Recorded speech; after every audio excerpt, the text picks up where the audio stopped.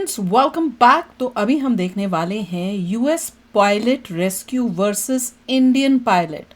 अच्छा, मुझे ये नहीं पता कि यहाँ पे ये लोग किस क्या बात करेंगे इस वीडियो में, पर कमेंट्स में हमने दूसरे चैनल पे इस न्यूज़ को कवर किया था। इंडियन अमेरिकन नहीं, किसमें, अमेरिकन देसी टीवी में तो एक्चुअल किया हुआ है।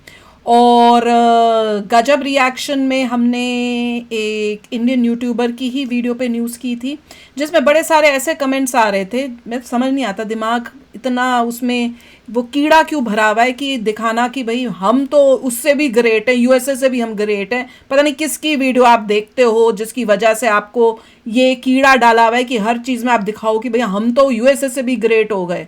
और उसमें क्या कमेंट्स आ रहे हैं कि भाई हमने तो हमारा पायलट को तो हमने इससे मतलब बेटर किया था, बिना कुछ लड़ाई किए ले आए थे। तो मुझे समझ नहीं आई पहले किसकी बात कर रहे हैं। अगर अभिनंदन की बात हो रही है तो अभिनंदन जो है उसका तो केस बिल्कुल डिफरेंट था। उस केस में जो पायलट था अभिनंदन, उसका जब प्लेन क्रैश हुआ शूट डाउन करने के बाद तो उन्होंने पकड़ लिया था। और पकड़ के उसके बाद फिर बातचीत से एक ही तरीका था, या तो आप वॉर करो या फिर आप बातचीत से उनको उससे उस टाइप से ले मंगवाओ कि आप भेजो, नहीं तो हम आपको ये करेंगे, आपके ऊपर अटैक करेंगे।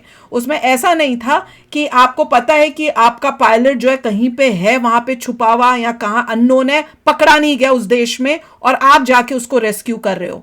देखो, अगर पकड़ा जाए और उसको लेके आना, that is much easier as compare to जब किसी धरती पे हो और आपने अपने प्लेन लेके जाने हो, और फिर उस प्लेन करके कोई ऑपरेशन करके जब उस देश के साथ वॉर हो रही है, उस टाइम आप अपने जा रहे हो और आप उस ऑपरेशन करके उसको लेके निकाल के ला रहे हो। ईरान भी हंट कर रहा है उसको, और आप भी कोशिश कर रहे हैं उसे रिट्रीव करने की। दोनों की रेस चल रही है कि कौन फिर किस तरीके से अपने सोल्जर को आप लेके आते हो। अभिनंदन के केस में डिफरेंट था, वो he was already caught, he was caught, it was too late, पकड़ा गया था, खत्म। उसके बाद तो नेगोशिएट कर रहे हो, बातचीत करके छोड़ दिया। और उसमें दूसरी इंपॉर्टेंट बात थी कि जब अभिनंदन को पकड़ा था तो उसके, अगर आप देखो, बॉडी पे कितने ब्रूसेस थे, मारा था उसको, क्या किया था, कैसे मजाक उड़ाया जा रहा था, चाइस फैंटास्टिक, ये वो कितने तमाशे पाकिस्तान कर रहा था, पाकिस्तानी मीडिया। आज भी अभी भी हमें कमेंट्स आते हैं इस न्यूज के ऊपर भी।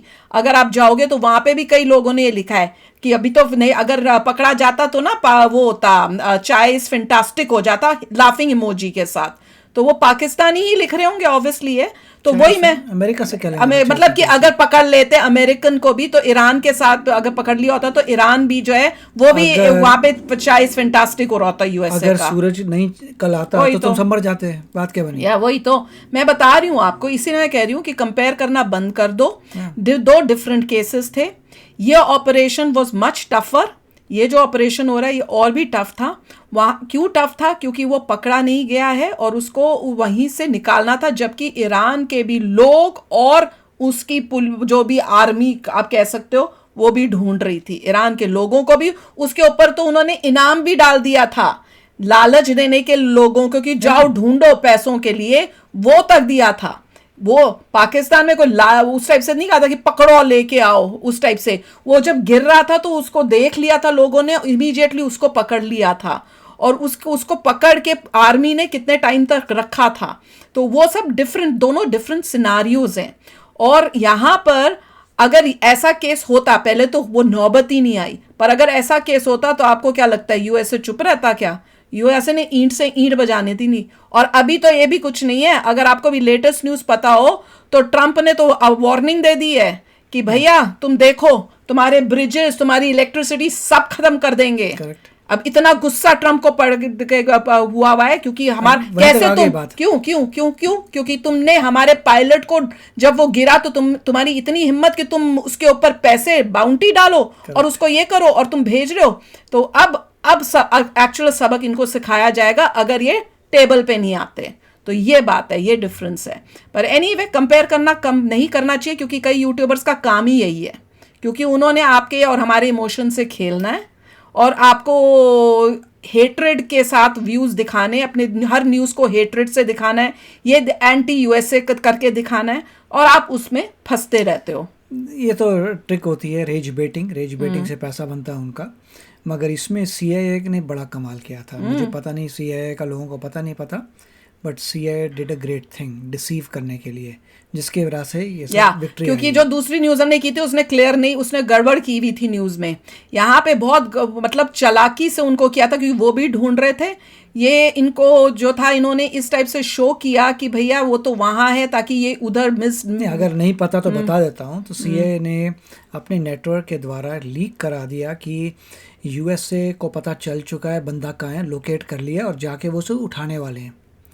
तो उनको पता लगा, फिर उन्होंने देखे बड़े सारे हेलीकॉप्टर्स आ रहे हैं, बड़ा सारे इक्विपमेंट आ रहे हैं, उनको लगा ओ माय गॉड इसी लोकेशन पे आ रहे हैं, जबकि they did not have that person. फिर जब वॉर होती है between Iran and USA, combat होता है, फाइटिंग होती है, तब उन ईरानियंस को लग रहा होता है कि हम उस बंदे को निकाल रहे हैं वहाँ से, मतलब अब उस आ गया USA के पास, हम छुड़ाना है बंदे को, अपने पास कब्जा करना है, जबकि देयर वाज नो बंदा वर देयर, बंदा कहीं और था।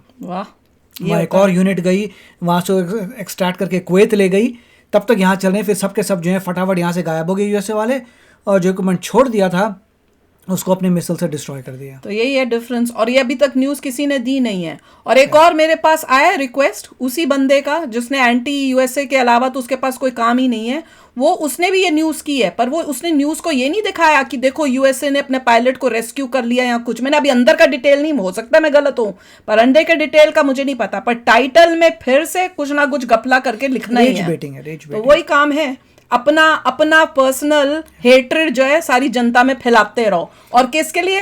कि भैया पहले टाइम में USA ने ये किया था, तब ये हुआ था, वो तो हमारे साथ न्यूक्लियर वॉर करने लगा था। जब भी ठीक है, फिर एंटी होना है तो होते रहो। फिर जब भी ऐसी कोई बात करता है उसे एक ही चीज बोलूंगा, कल सूरज की किरणें नहीं मिलेंगी, नहीं निकलेंगी, सबके सब मर गए, सब मर जाएंगे। उसी पे डिस्कस करते हैं, अब हुआ नहीं है ना, उस पे डिस्कस करते हैं। तो बहुत ही मतलब थोड़ा पढ़े लिखों की तरह इन लोगों की वीडियोस देखो, क्योंकि उनको पता है कि कैसे बेवकूफ बना सकते हैं इंडियंस को। और हम लोग फैक्ट के साथ बात करने की कोशिश करते हैं, पर आप लोगों ने अपना USA का एंटी USA लाना ही लाना होता है। पर that is okay with us. भाई आपको जो लगता है, आपको लगता है USA एंटी होना है तो हो लो, उससे कोई फर्क नहीं पड़ेगा। ना USA को पड़ेगा, ना इंडिया को पड़ेगा, ना आपको पड़ेगा, ना हमको पड़ेगा। USA ने जो करना है वो USA करेगा, इजराइल ने जो करना है वो इजराइल करेगा। तो यूट्यूबर्स के कुछ भी बोलने से USA तो हारने वाला नहीं। काफी सारे यूट्यूबर्स हैं वो थोड़े अनपढ़ हैं, और वो यही दिखाते हैं लोगों को कि इंडिया सुपर पावर है, डायरेक्टली और इनडायरेक्टली, क्योंकि वो खुद अनपढ़ हैं। उनके लिए that is the only thing they can do in this life, और उसीलिए उनको रेज बेटिंग करके गलत इन्फॉर्मेशन देके पैसा कमाते हैं। That is a reality. 3-3 million views आते हैं, 1-1 मिलियन व्यूज आते हैं, that is the only thing they do. चलो अब यहाँ पे देखते हैं कि क्या न्यूज है। US pilot rescue versus Indian pilot, मैंने तो एक्सप्लेन कर दिया है। अगर अभिनंदन के साथ ही आप लोग कंपेयर करो कि क्या मेजर डिफरेंस है। वहां पे अभिनंदन पकड़ा गया था, यहाँ पे उसकी नौबत ही नहीं आई है, उससे पहले ही रेस्क्यू कर लिया गया है। 48 आवर्स आपका सोल्जर को पकड़ के, आपको पता है कि किस तरह से उसको मिसट्रीट करा जाता है, एनिमी करती है। तो वो सबसे अपने वो जो USA का बंदा था जब गिरा है, कर्नल था वो, पहली बात तो कर्नल जब गिरा है उसने रॉक क्लाइंबिंग की है, उसने पूरे माउंटेन के ऊपर गया और वहां जाके उसने जो लोकेशन लगा कि वहां रेस्क्यू हो सकता है वहां तक गया। Yes, he took time, he was climbing the mountain at the time. News पढ़ो या सुनो तो आपको पता चलेगा, इनको स्पेसिफिक ट्रेनिंग हर चीज की दी जाती है। उनको पता होता है कि ऐसी सिचुएशन आई तो हमें कैसे चीजें, क्या लेके जाना है, कहाँ जाना है, क्या करना है। They already know, they are so well trained.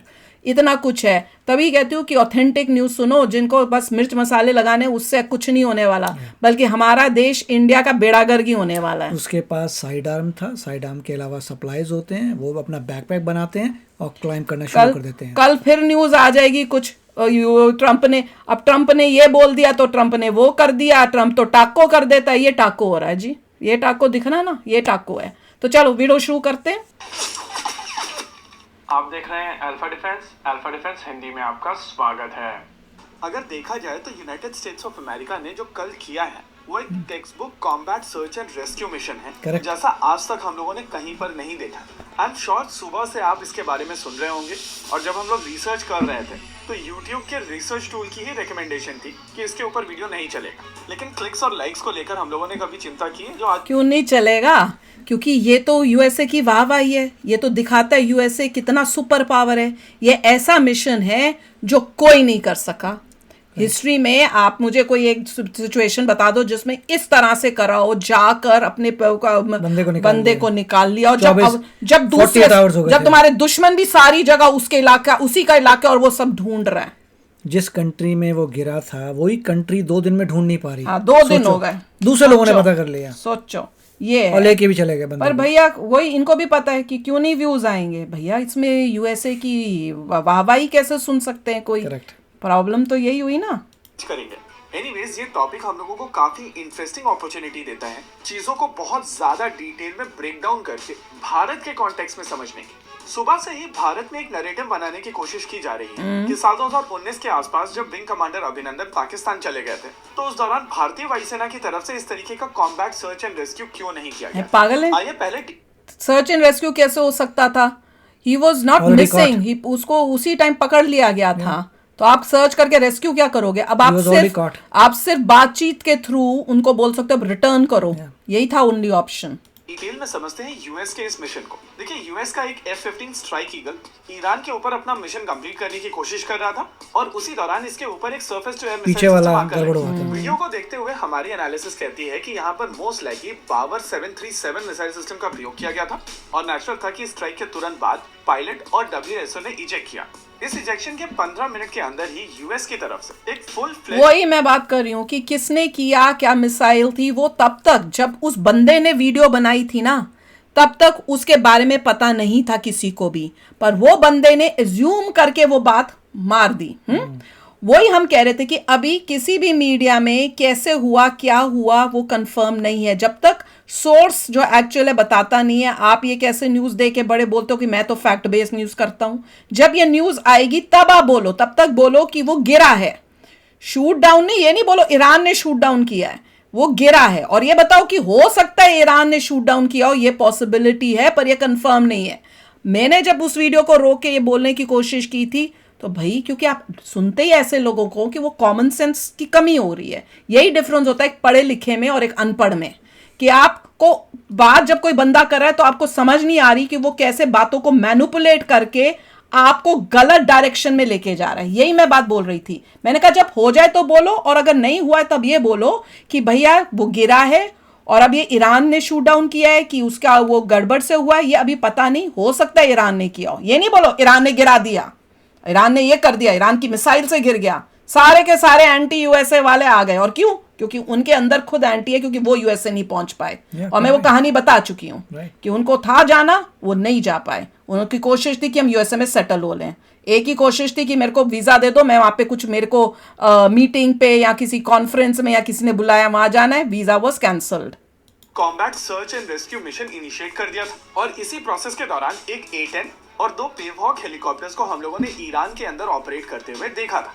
कुछ वीडियोस और भी सरफेस हुई थी जहां पर हम लोगों ने C-130 को भी नीचे उड़ते हुए देखा था और ये दिखाता है कि यूएस स्टार्टिंग से ही हर कॉस्ट के ऊपर अपने सोल्जर्स को एक्सट्रैक्ट करना चाहता था। पॉलिटिकली अगर आप इसको देखें तो मिड टर्म इलेक्शंस को ध्यान में रखते हुए अगर यूएस एयरफोर्स का WSO ईरान के हाथ आ जाता तो ट्रम्प की बहुत किरकिरी होने वाली थी। एनीवेज, दोनों देखो किरकिरी किए थे वो खाली इसी वजह से नहीं, इस वॉर पे भी बहुत डिपेंड होता है कि नेक्स्ट टर्म में इलेक्शन में क्या, जब इलेक्शन होगा अभी मिड टर्म में, तो क्या होता है। So this what ever is taking place, जो अमेरिकन्स हैं हम लोग देख रहे हैं, वॉच कर रहे हैं, और उसी हिसाब से फिर सपोर्ट दिया जाएगा। और ये भी हमें पता है कि वॉर के अंदर ये सब चीजें होती हैं, हम ऐसे नहीं है ओ गिर गया ट्रंप ने करा दिया, वो नहीं, this is war. And war में ये होता है, वी आर अंडरस्टैंड, हमें इतनी अक्ल है, पर इंडिया में न्यूज वालों को अक्ल नहीं है। वो ये दिखाते हैं, वो इंडिया के टाइम भी ऐसी करने की कोशिश कर रही थी। ये वॉर है। और अगर यहाँ पे अमेरिका का कोई फाइटर जेट गिरता है ना, वो कंफर्मेशन वहां से ही आती है कि गिर गया। ये नहीं कि भैया इंडिया में जो है अगर गिरे तो छुपाना है जी, क्योंकि उससे हम कमजोर दिखते हैं। नो, अगर गिरा है तो गिरा है। एक एक्चुअल विन हुई होती है कि आपने किया क्या, वहां पे जाके डैमेज किसका ज्यादा हुआ, वहां पे जाके जो आपका मिशन था वो हुआ कि नहीं हुआ। पर क्योंकि सोच ऐसी की हुई है तो इवन जो गवर्नमेंट है इंडिया की वो भी छुपाती है कि भैया अपने जनता इतनी पागल है, उनको दिखा कि एक राफेल भी गिर गया तो इन्होंने तो अगले बारी वोट ही नहीं देना।